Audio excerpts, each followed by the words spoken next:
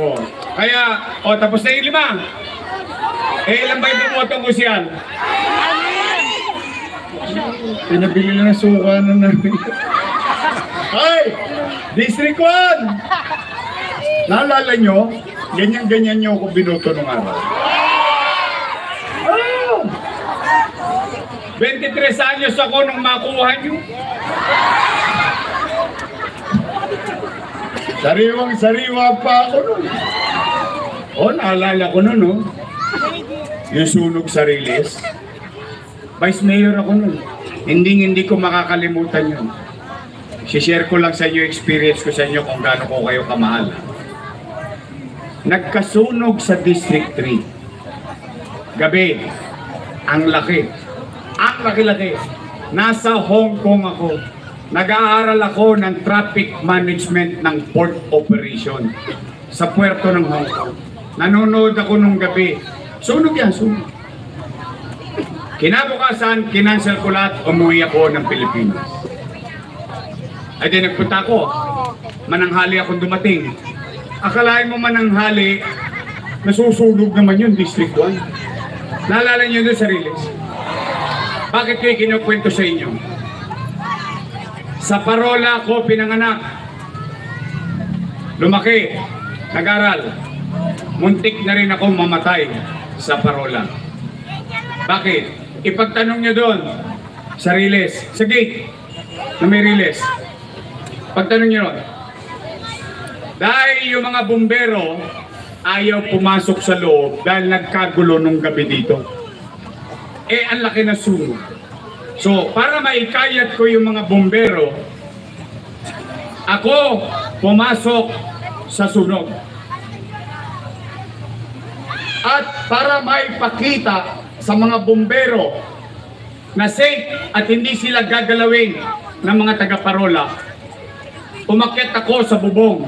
Parang ganyan. Umakyat kami nang sumunod na ang mga bumbero. Madaling salita, imbis na katulad yung sunog sa Tres na Apula, mga 100 houses lang. Dito kasi nun, halos 1,000 bahay ang nasunog. So natapos, ito maganda. Habang pinapatay yung sunog, biglang sumabog yung katabi naming bahay. Yung pala tindahan ng shilling. Yes. Tumilapon kami. Kaya ko yan ay kukwento sa inyo. Kasi itong anak ko, gusto maglingkod. Akala niya, madali. Minsan, dala ng pagmamahal mo sa tao, minsan kahit buhay mo, nalalagay sa alanganin. O ito, total may mga taga-isla. May mga taga-isla ba rito? Ayan. Ito kwentuhan lang, tapos na ho tayo eh. Sinishare ko lang sa inyo. Diyan sa isla, ipagtanong ninyo.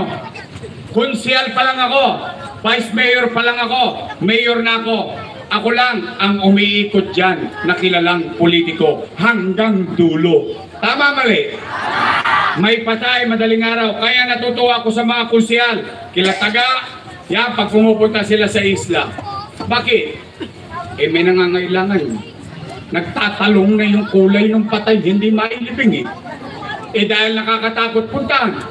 Pinakikita ko lang na ligtas pumunta sa Parola, District 1, District 3 at Isla Puting Bato. Tama mali? Ayun ang sinasabi ko kay Joaquin.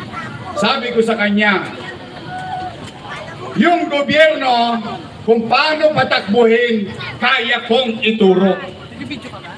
Pero yung malasakit sa kapwa't mamamayan, ikaw yan. Ikaw ang matututo. Dahil hindi yan may tuturo ng magulang o sino man. Kaya, ayun, nung mag-decision siya, nakita niya, sabi niya, Papa, there's so many poor people in Tondo. Hindi zero mapalad yan, hindi tulad natin yan siya maswerte siya, tama mali. Kaya nga ginawa kong air condition, brand new, modern yung almaryo Bakit?